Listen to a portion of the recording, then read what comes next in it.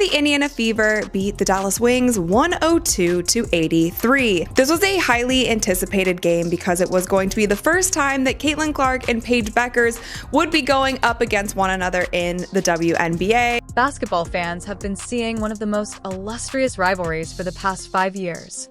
Paige Bueckers versus Caitlin Clark. Phenomenas in high school who took distinct routes. Bueckers to UConn, Clark to Iowa. Particularly during the NCAA tournament, Clark dominated their college games. Gino Arima and other critics questioned if Clark could apply her success to the WNBA.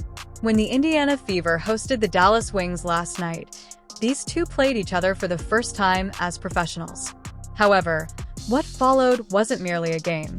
Clark was creating history twice, something that no one else had ever done. Comment CC Record Breaker if you're eager to learn about the records that were broken that evening. Come on. Imagine this.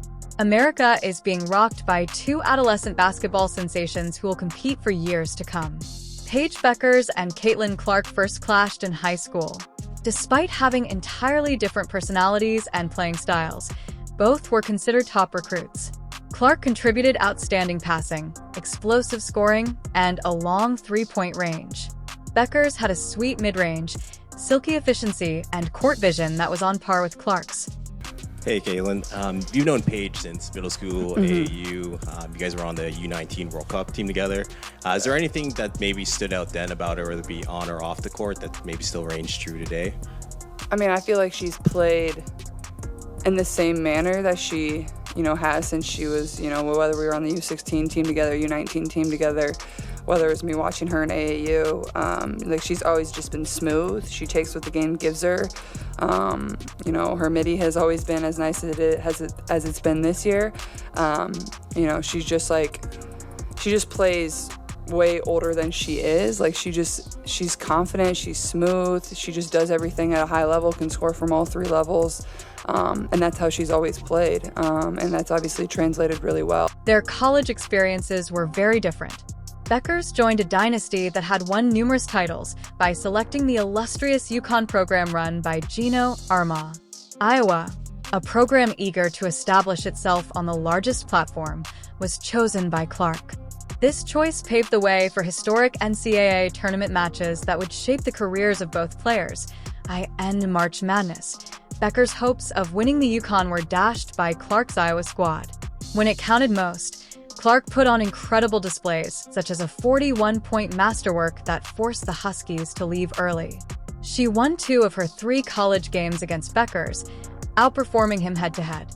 Fans and basketball commentators began taking sides, resulting in an almost legendary rivalry that went beyond collegiate basketball. And a lot of people are saying, everything is she was Caitlin before Caitlin, she's better than Caitlin and all this stuff. That kind of stopped in the media. Caitlin Clark put up better numbers in the WNBA than Paige did in college. Clark's game was specifically criticized by Gino Arima. In contrast to his own star Buecker, he questioned her shooting choice and her WNBA preparation. Arima thought that Buecker's principles would be more applicable on a professional level. Buecker's fluid efficiency and Clark's explosive scoring reflected 2 distinct approaches to basketball greatness. And Diana said it best. This kid's in for a rude awakening. And they all jumped over her, but they didn't read the whole thing that she said. But nobody's printing. Diana Taurasi was right. This kid's on the wrong team.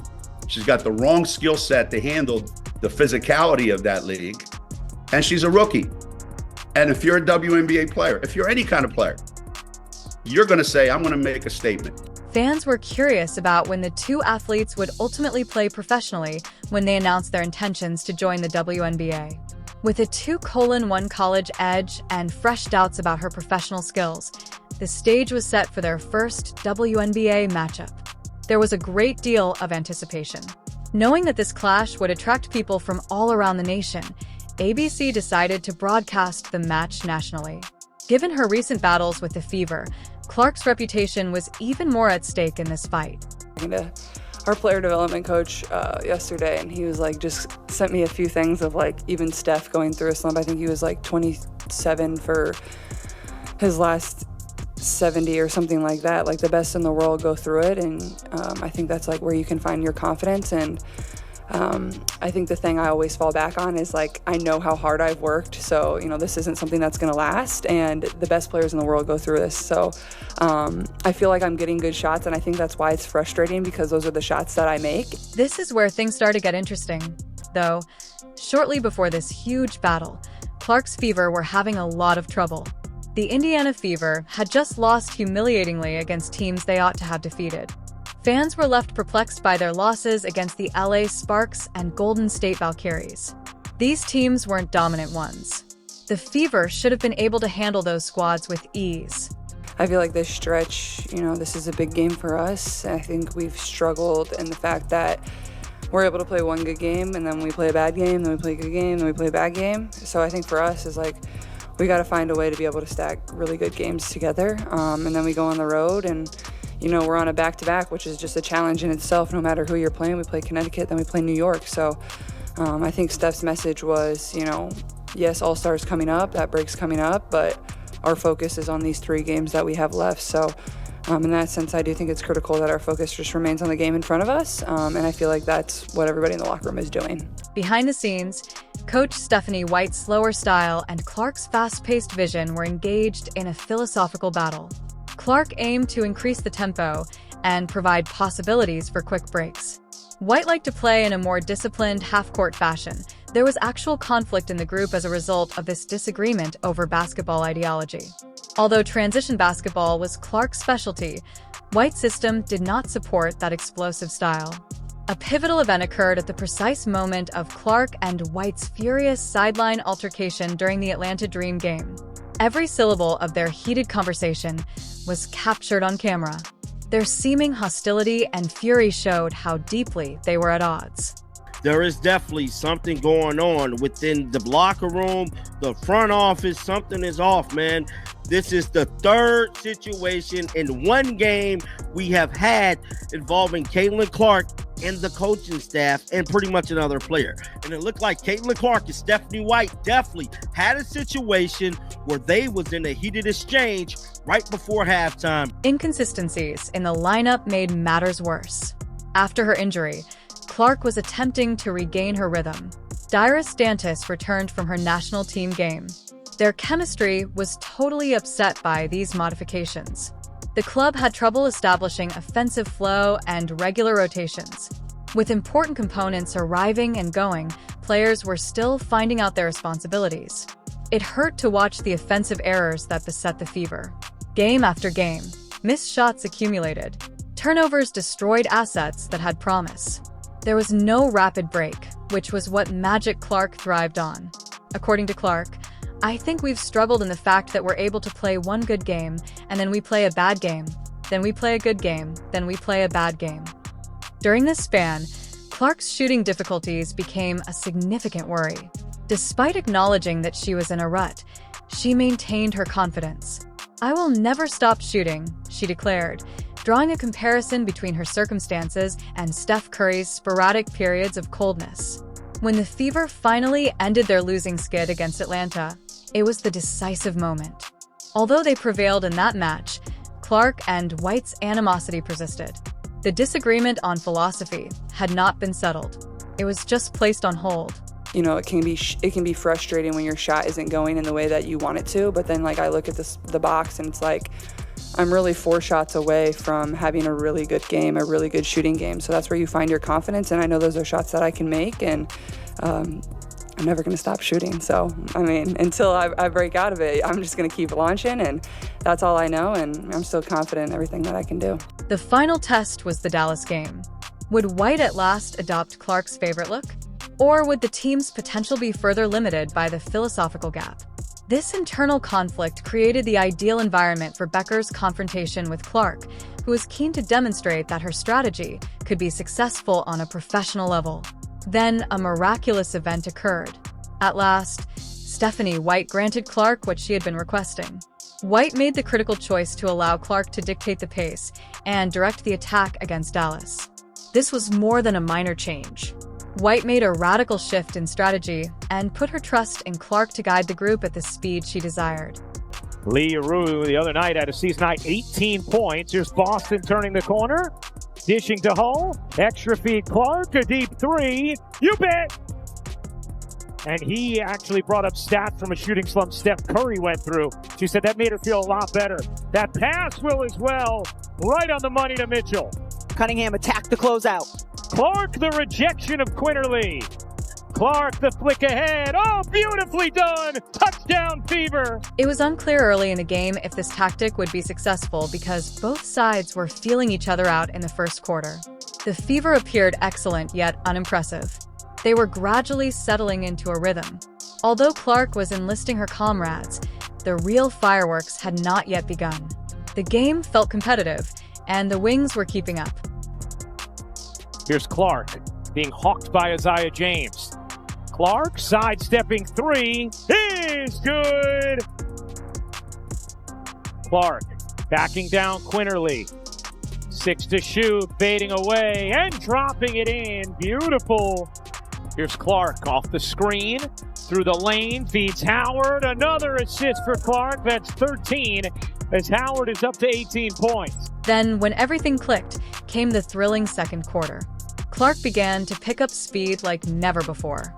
With those full-court passes, which the fans referred to as touchdown passes, she was locating teammates. That quarter alone saw the Fever score an astounding 36 points.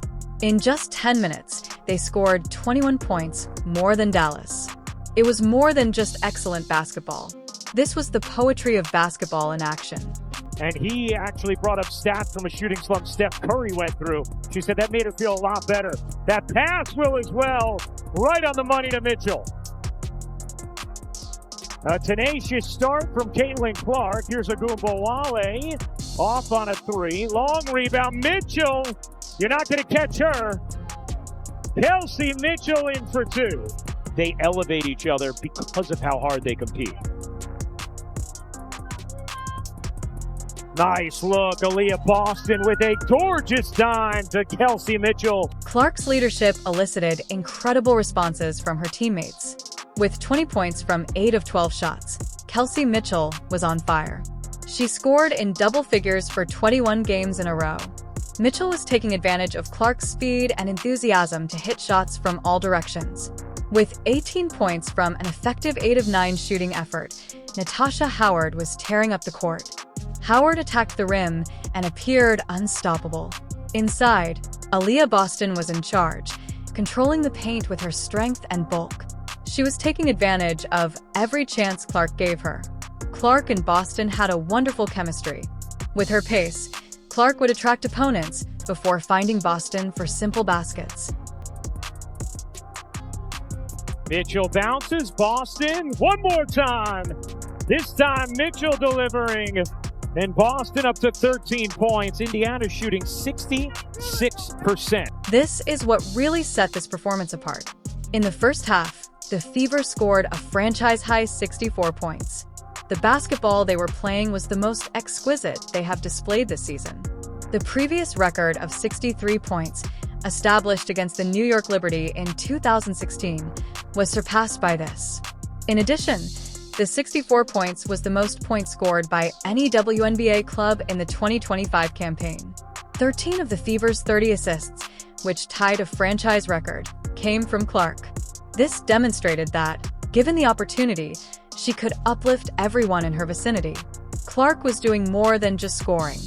She was improving her teammates. The movement of the ball was amazing. Each pass served a purpose. Every item felt risky. The Fever became unstoppable when Sophie Cunningham, who came off the bench, added another scoring threat. Cunningham reached 1,500 career points with 13 points, including a clutch layup. Her vigor and shooting prowess provided the Fever with an additional weapon that Dallas was unable to control. Cunningham the rebound. Cunningham swiftly up the floor, finds Howard for two. Sophie Cunningham making a huge impact off the bench, and Dallas will take a timeout. In this lineup, Natasha Howard is the quickest post player on the... The 36 points scored in the second quarter tied for the third highest total in the history of the Fever franchise. During this time, the team's field goal percentage was 76.2%. For almost 8 minutes, they ran a scorching 33-9 run. This speed and intensity were beyond the Wings' capabilities. The Wings were unable to keep up with Indiana's speed and intensity, and the game turned into a total rout. Dallas appeared worn out and perplexed. The Fever's transition game was too fast for them to follow. Professional basketball was a wonderful fit for Clark's fast-paced basketball concept. This was more than just a victory.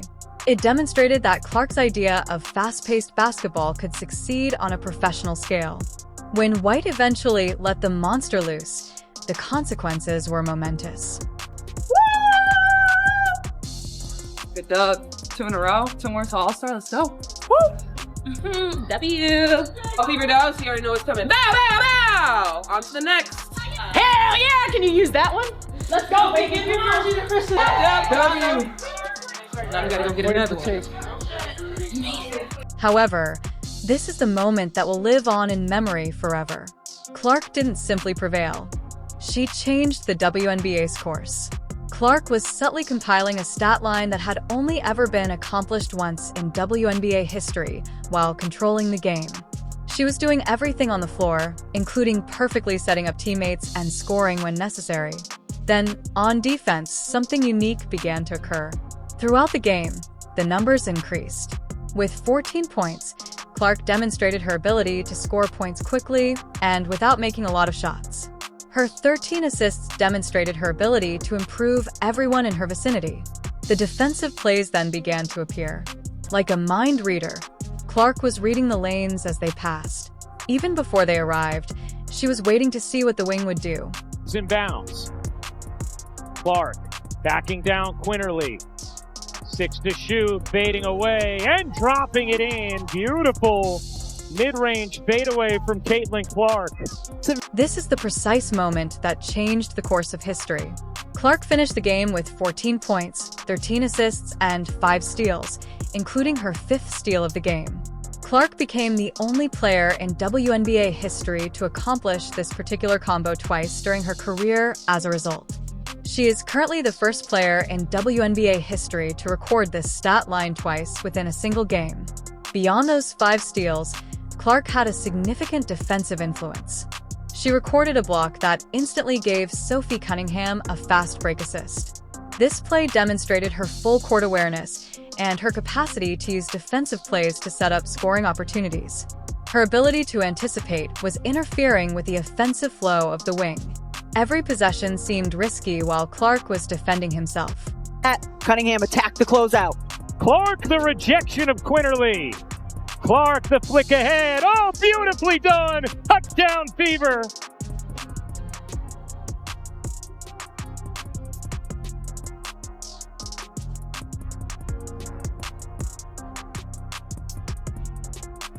Sophie Cunningham runs the route and puts her hand up in the air, gives Caitlin Clark the target, barely over the fingertips of Hines Allen.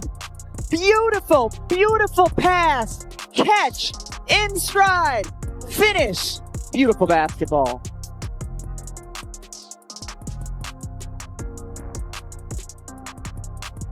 Walk. Complete. Gorgeous basketball.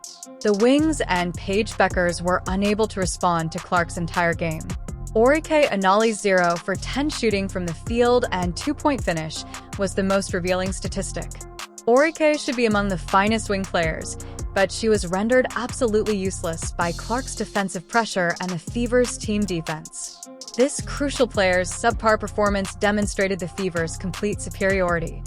The Wings' plan to be physical with Clark didn't work at all. Instead of switching screens, they grabbed her off the ball. Because Clark used aggression to find open teammates and drive to the hoop, this strategy didn't work. She always managed to make them pay for their attempts to physically slow her down. The entire narrative was conveyed by the final score of 102-83. Every critic who questioned Clark's preparedness for the WNBA had been addressed, and she had silenced them all. This game wasn't just good. She demonstrated that she belonged among the league's best players with this statement performance. This momentous performance demonstrated that Clark wasn't only adjusting to the WNBA. She was rewriting the boundaries of professional possibility. Clark had written the first few chapters of the new chapter in the competition with Bueckers in a commanding manner. I feel like this was one of their best games as far as playing Fever basketball, which is a fast-paced style of basketball. They played Fever basketball for, I would say, about 75 to 80% of the game. And we have obviously seen this style of basketball, the style of basketball that we all know and love from the Indiana Fever, but we have only really seen it in short spurts. There have been so many games and so many times throughout this season where it feels like the Fever system is a slow down basketball type of system. Their offense wasn't running smoothly, but in this game, they were playing quick. They were moving the ball around. They had so many points off of the fast break. This completes the prophecy. Clark has established herself as a member of the WNBA's elite while creating history that only she can claim. When Clark is allowed to play her style of basketball, the Fever's overwhelming triumph over Bueckers and the Wings demonstrates their full potential. The franchise records were destroyed. The accomplishments of each person accumulated. Most significantly, when White trusted Clark's vision, the team chemistry finally clicked. Basketball fans have every cause to be anticipating what will happen next as the second half of 2025 draws near and this rivalry embarks on its professional phase. The Fever have difficult road games coming up against New York and Connecticut. Comment CC Record Breaker if you're thrilled about the Fever now that Clark is back. To ensure that you never miss anything, like, subscribe, and enable all notifications. We'll see you in the next video. Click the video on the screen.